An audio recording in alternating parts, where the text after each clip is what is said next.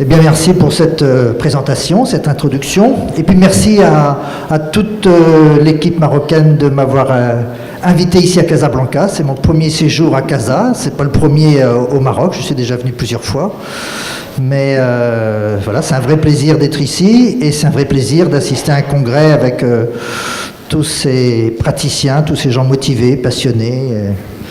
Et qui sont prêts à traverser le Maroc pour venir ici, parce que je sais qu'il y a des gens d'Agadir et sûrement d'ailleurs. J'aime beaucoup voyager, voilà, donc j'aime beaucoup être au Maroc, mais j'aime beaucoup dans les autres pays, ce qui m'a amené à m'intéresser à la Société internationale d'hypnose il y a une douzaine d'années peut-être.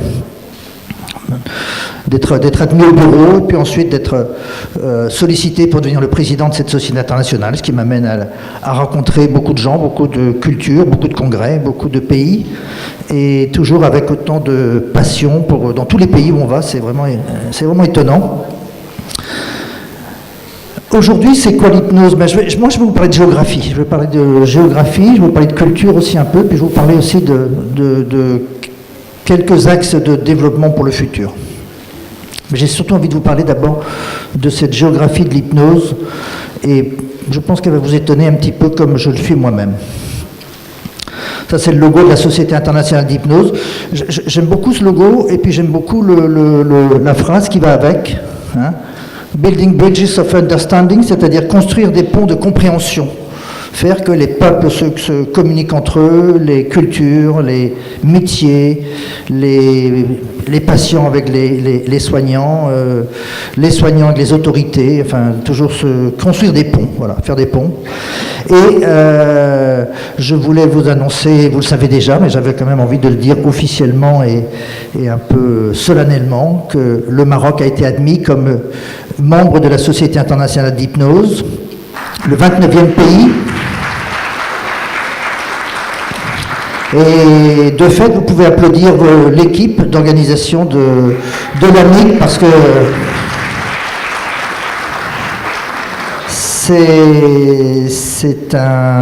avant d'être admis à la Société internationale d'hypnose, il faut déjà avoir atteint un certain niveau de compétences, d'éthique, d'organisation, de formation, et tout ça a été réalisé ici grâce à vous tous, et je sais que Jean, qui est toujours encore par là, je pense, a beaucoup participé à ça, donc merci aussi à lui. Alors on va faire un petit tour dans les différents continents, tout de suite pour vous dire que l'hypnose est présente dans les 5 continents. L'hypnose, au départ, on dit que c'était une technique occidentale, on dit parfois qu'elle a été inventée en France. Je pense qu'il faut être plus modeste que ça. Là encore, Jean nous a rappelé que l'hypnose a peut-être commencé dans les cavernes ou dans les grottes il y a presque 20 000 ans. Donc, en tout cas, les trans sont utilisées depuis bien plus longtemps. Toujours est-il qu'en Europe, il y a beaucoup de pays qui sont membres de la Société internationale d'hypnose. J'ai mis la liste là, je ne veux pas la lire. Vous voyez, il y a 18 pays qui font partie de l'ISH. J'ai mis la Russie dans l'Europe. Vous savez que la Russie est en partie dans l'Europe, en partie dans l'Asie. Enfin bon, j'ai récupéré la Russie dans l'Europe. Tous ces pays-là sont depuis assez longtemps dans la Société internationale d'hypnose. Au niveau européen, la France doit être un des derniers pays à être rentré d'ailleurs à l'ISH, puisque la France est membre officiel depuis 2005. Ça fait 12 ans seulement que la France est dans cette société internationale. La Société internationale, pour faire juste un tout petit bout d'histoire, je n'étais pas censé parler d'histoire, mais puisque je parle de la France et de l'ISH, vous savez que tous les premiers congrès mondiaux d'hypnose ont eu lieu en France, en 1889, à l'époque de Charcot, qui était peut-être bien le président du congrès. 1889, 1889, 1900, deuxième congrès mondial d'hypnose, et le troisième en 1965, c'était à Paris. Donc quand même la France a eu une partie importante dans le développement et la diffusion de ces formes thérapeutiques qui ont pris beaucoup d'allures différentes, mais qui sont assez unifiées en Europe. Voilà maintenant l'Amérique, ou les Amériques comme on veut dire. Les États-Unis, bien sûr, les États-Unis, ça fait très très longtemps que les États-Unis ont développé l'hypnose. On a entendu parler ce matin de Clark Hull, Et bien sûr de Milton Erickson qui s'est formé avec Hull dans les années 30, un peu moins, un peu avant. Le Canada anglais, Canada français, donc le Québec qui va accueillir le prochain congrès d'hypnose dans quelques mois, je vous en reparlerai tout à l'heure. Et puis le Mexique avec une très très grande dame de l'hypnose dont vous avez peut-être entendu parler, que certains ont vu, qui s'appelle Madame Teresa Robles, et qui, je vous montrerai là aussi tout à l'heure, a permis le développement de beaucoup de structures hypnotiques dans l'Amérique centrale et aussi dans l'Amérique du Sud. Et là, il y a un très très grand pays qui vient d'entrer dans la Société internationale il y a quelques mois, je ne sais plus quand c'était, peut-être en début d'année 2017, qui est le Brésil. Et là aussi, on va voir tout à l'heure que en Amérique du Sud, il y a beaucoup de pays qui pratiquent l'hypnose, qui ne sont pas membres de la Société internationale, mais qui pourront le devenir aussi dans les années qui viennent. Donc on verra qu'il y a un grand développement de l'hypnose dans toute l'Amérique du Sud. On va passer en Asie. En Asie, eh bien, il y a un développement très très puissant, nouveau et très puissant de l'hypnose.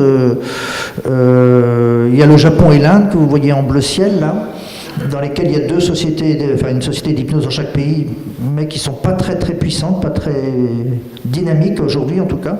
Et puis il y a deux pays là qui sont extrêmement dynamiques moi j'ai mis ça en bleu machin, mais enfin bon, je ne sais pas si vous voyez bien là. Et là. Il y a ici l'Iran. L'Iran, qui est un pays vraiment où ça booste très fort. Ils font beaucoup de congrès. Pour moi, les congrès sont extrêmement importants. Un grand pays qui veut développer l'hypnose doit faire des congrès. Sinon, les gens restent dans leur coin et ça c'est pas très profitable. Donc en Iran, il y a beaucoup de choses et je vais déjà vous dire, mais j'y reviendrai, il y aura un très important congrès international en 2019 en Iran, le premier congrès de la Société asiatique d'hypnose. Et puis il y a un autre grand pays, très très grand pays évidemment, le pays le plus peuplé au monde, je crois que c'est vrai, je ne sais pas trop, qui est la Chine.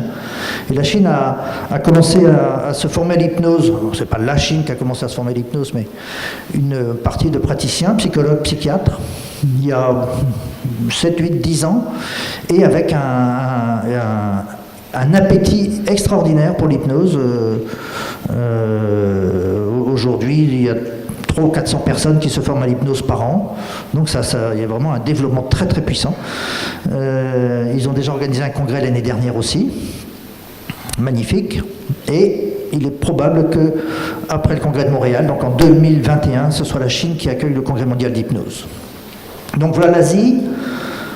Et puis vous voilà vous. Voilà. Vous voilà vous en Afrique. Et vous êtes le deuxième pays africain à intégrer la Société internationale. Le premier étant l'Afrique du Sud, depuis assez longtemps. Sauf qu'en Afrique du Sud, ce sont essentiellement les populations blanches d'Afrique du Sud qui pratiquent l'hypnose, c'est-à-dire les populations les plus occidentalisées. Et les populations traditionnelles d'Afrique du Sud sont assez peu impliquées dans l'hypnose. Alors qu'au Maroc, je vois bien que c'est tout le monde qui s'intéresse à l'hypnose, donc il y a quelque chose d'un peu plus, peut-être plus juste ici. Voilà, donc le Maroc, entre deux, il y a un grand espace blanc, et on verra tout à l'heure qu'il va rester très largement blanc cet espace-là. Et l'Océanie, il y a ce quasi-continent qui s'appelle l'Australie, qui fait aussi partie de la Société internationale depuis très très longtemps. Donc voilà, on a ici 29 pays qui sont reliés, qui sont connectés, qui discutent ensemble, qui se retrouvent pour beaucoup, surtout dans les congrès, dans les présentations comme ici, et qui permettent de se rendre compte que l'hypnose, quelle que soit la culture, quel que soit le régime politique aussi, quelle que soit la religion, elle peut se développer. Donc je pense que ça fait vraiment un beau message pour pratiquer l'hypnose chacun dans notre coin, c'est que ça transcende les cultures, les religions. Il y a quelque chose d'universel dans la pratique de l'hypnose, probablement quelque chose d'universel dans la conscience ou dans les activations de conscience qu'on peut faire quand on pratique l'hypnose avec des patients, quelles que soient leurs origines. Je vais passer ce tableau-là. En fait, il y a 29 pays dans la société internationale. Il y a 71 pays aujourd'hui que j'ai repérés moi, il y en a sûrement d'autres, qui pratiquent l'hypnose, dans lesquels il y a des sociétés hypnotiques. 71. Alors quelquefois c'est des toutes petites structures, ou même des gens isolés un peu, mais 71 pays au monde, ça fait quand même beaucoup de pays, et je les ai mis là sur une autre carte. Et on va se rendre compte que parmi ces 71 pays, donc il y avait 18 pays tout à l'heure en Europe, là il y en a une douzaine de plus, c'est-à-dire presque tous les pays d'Europe ont une pratique hypnotique. Plus ou moins développée, mais en tout cas on peut trouver de l'hypnose dans la plupart des pays d'Europe. Et vous voyez ici le développement de l'hypnose dans toute l'Amérique centrale. Il y a de la pratique de l'hypnose, le Salvador, Honduras, Costa Rica, Panama. Les Antilles, les Caraïbes, il y a des instituts d'hypnose partout aussi, et puis l'Amérique du Sud. Et en fait, il y a une pratique hypnotique ancienne en Amérique du Sud, qui est à la fois très proche de ce que vous faites vous, de ce que je fais moi, mais aussi avec parfois des modes de pensée, des modes d'induction, des manières de se représenter les maladies qui sont un peu différentes des nôtres. Donc c'est très riche de se confronter et de les rencontrer, de les connaître. Après, on va revenir en Asie. Alors là, je vais aller un peu vite. Il y a quelques pays, là, vous voyez, que je ne cite pas, que vous voyez sur le tableau, qui ont des pratiques hypnotiques aussi. Voilà, il y aura peut-être une société de Singapour ou de Hong Kong à rentrer bientôt à la société internationale. Et puis en Afrique, voilà, ça vous intéresse aussi l'Afrique. Est-ce qu'un jour il y aura une société africaine d'hypnose qui va regrouper les différents pays? Pour l'instant, vous n'êtes que deux. Alors, on peut déjà faire une société à deux. Il suffit de deux pour faire une association.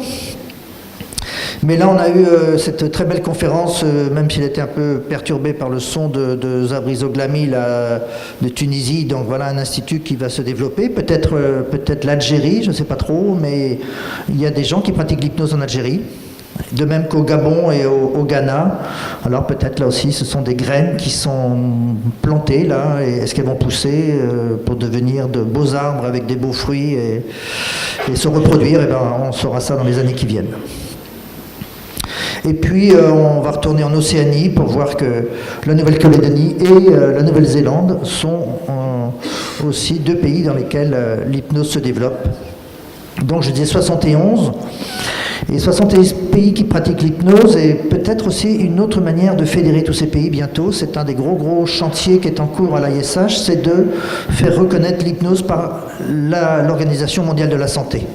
Aujourd'hui, l'hypnose n'est pas reconnue comme médecine complémentaire, c'est la catégorie dans laquelle on pourrait être intégré. Mais voilà, il y a des discussions, il y a des échanges qui ont commencé. Il faut des études, il faut beaucoup d'études, il faut des études de l'evidence-based medicine. C'est sûrement dans le domaine de la douleur chronique, de la douleur aiguë, c'est par ce biais-là probablement qu'on va pouvoir être reconnu par l'OMS.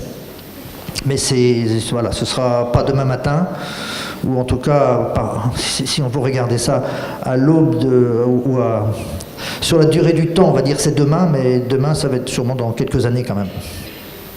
Mais voilà, ce travail est en cours et il est important. Un autre chantier important, et là je vais faire un appel, c'est que nous avons créé à la Société internationale, on s'est rendu compte que dans beaucoup d'instances, les gens qui dirigent les instituts, les associations nationales ou internationales, eh bien, sont plutôt des gens qui ont 60 ans ou plus. Et c'est très bien d'avoir 60 ans de plus, d'avoir 30 ans d'expérience, comme quelques-uns ici, c'est parfait. Mais c'est important aussi d'avoir des gens beaucoup plus jeunes, qui ont un autre regard sur la médecine, un autre regard sur la société, un autre regard sur l'hypnose. Et donc on a créé un comité avec une jeune femme chinoise, une jeune femme iranienne, un psychiatre français qui est le directeur de ce comité, et un Allemand. Voilà, qui se réunissent et qui qui commence, puisque c'est assez nouveau aussi, qui commence à apporter des idées au niveau du bureau de la Société internationale pour faire penser les choses avec de nouveaux regards. Et ce comité a vocation à être élargi, pas beaucoup, mais en tout cas de 2 ou 3 membres. Et je fais un appel, là, très clairement, à la société marocaine pour me proposer un nom de quelqu'un de jeune, qui pratique l'hypnose, qui est professionnel de santé, qui a moins de 40 ans. Voilà. On a mis la frontière à 40 ans pour la jeunesse. Ah ouais. Alors moi je voulais mettre 35 ans, et puis non, c'est pas passé, donc on a mis 40 ans. Mais il faut voir que la plupart des instances sont des gens qui ont plus de 60 ans, donc il y a quand même... Alors donc j'appelle à l'AMIC de me suggérer quelqu'un de votre société qui serait professionnel de santé, formé à l'hypnose, qui pratique et qui est aussi intéressé par les organisations, c'est-à-dire quelqu'un qui aurait participé au congrès, par exemple, dans l'organisation, quelqu'un qui est motivé, qui est prêt à donner du temps. Parce que vous savez que quand on travaille dans les associations, on donne beaucoup de temps, beaucoup d'énergie, on reçoit beaucoup de plaisir. Mais enfin, vous savez que financièrement, il faut aussi pouvoir survivre. Hein. Donc, il faut savoir ça. Donc, si vous avez une idée... Hein,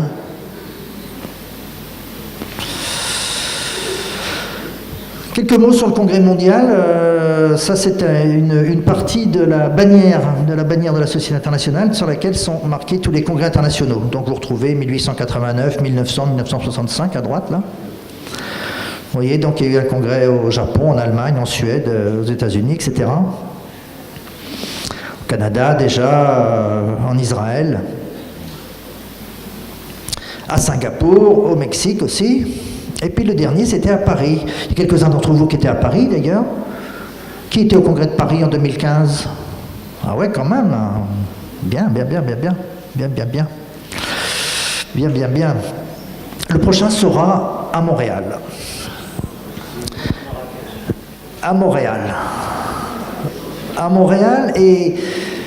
bon, alors ces congrès mondiaux, ils se font évidemment assez loin toujours. Celui-là, il aura encore la particularité d'être un mix entre la langue anglaise et la langue française, donc c'est un avantage pour profiter d'un congrès mondial, puisque c'est au Québec. Donc c'est peut-être une occasion d'aller visiter Montréal pour ceux qui ont la chance de pouvoir s'offrir ça. Et puis parmi les projets, donc ça c'est un projet bien sûr, mais parmi les projets du Congrès de Montréal, il y a une journée qui est organisée par la Société internationale et par le bureau, dont l'objectif est de répondre à une problématique qui existe dans le monde de l'hypnose, qui existe peut-être ailleurs aussi. C'est qu'il y a des cliniciens d'un côté et il y a des expérimentalistes de l'autre. C'est pas tout à fait vrai, c'est pas que vrai, mais c'est quand même assez vrai. Ce qui fait qu'il y a des expériences et des gros budgets qui sont mis pour faire de la recherche expérimentale en hypnose, qui finalement ne profitent pas aux cliniciens. Et les cliniciens auraient besoin que des recherches soient faites dans certains domaines, sauf que ces deux mondes sont assez peu connectés. Et donc cette première journée-là qui va être animée à Montréal a cet objectif-là, de discuter avec les chercheurs expérimentalistes d'un côté, les chercheurs cliniciens de l'autre, et de les réunir et pour faire naître de nouveaux types de projets de recherche, là aussi avec la perspective d'être reconnus par l'Organisation mondiale de la santé. Alors j'ai mis ça parce que voilà, on sait où on sera en 2021, en 2018, 2021, mais pourquoi pas 2024 à Casa, hein? Qui serait intéressé pour organiser le congrès mondial ici au Maroc? Voilà, bon. Mais c'est sérieux, hein? La place est à prendre. Hein? On sait qu'on va à Montréal et au Québec. Probablement en Chine, c'est pas encore décidé à 100%, dans quelques semaines on saura officiellement. Mais pour 2024, les candidatures sont à étudier. Je vais finir avec deux autres projets. Je vais parler d'Iran. Je dis que l'Iran est une nation importante aujourd'hui dans le monde de l'hypnose. J'aime bien penser que dans quelques mois, on va avoir ce qu'on appelle un président élu, c'est-à-dire quelqu'un qui est en attente de devenir le président officiel, qui va être américain, et le secrétaire trésorier qui va être iranien. J'aime bien penser ça, que dans notre bureau, on est des Américains et des Iraniens ensemble. Alors, le secrétaire trésorier ne pourra pas aller aux États-Unis, l'Américain ne pourra pas aller en Iran, parce que les politiques sont moins malins que nous, les cliniciens. Mais j'aime bien penser que la société internationale transcende, là aussi, fasse des ponts entre les cultures et les politiques et les nations et les idées. Donc voilà, ce premier congrès asiatique d'hypnose, c'est-à-dire donc créer une confédération asiatique en 2019. J'en ai déjà parlé avec Jean-Marc Benaghem hier, qui m'a dit, ou ce matin, il m'a dit, ça m'intéresse. Hein. T'es toujours là, Jean-Marc? Hein? Maintenant, t'as les dates. Hein. Et puis un petit bébé dont j'avais envie de vous parler aussi, parce que ce sera un congrès de langue française. C'est qu'avec les Mexicains, on crée un premier congrès franco-mexicain à Cancun, dans le Yucatan, où il y a des paysages et de la culture tant qu'on veut là-bas, avec les Mayas. Donc ça, ce sera aussi en novembre 2019. Donc ceux qui n'iront pas en Iran pourront venir au Mexique, ceux qui ont envie de voyager. Voilà pour quelques projets. Et puis voilà, maintenant je vais vous souhaiter de continuer ce congrès magnifique, de vous remercier de votre attention, de votre écoute.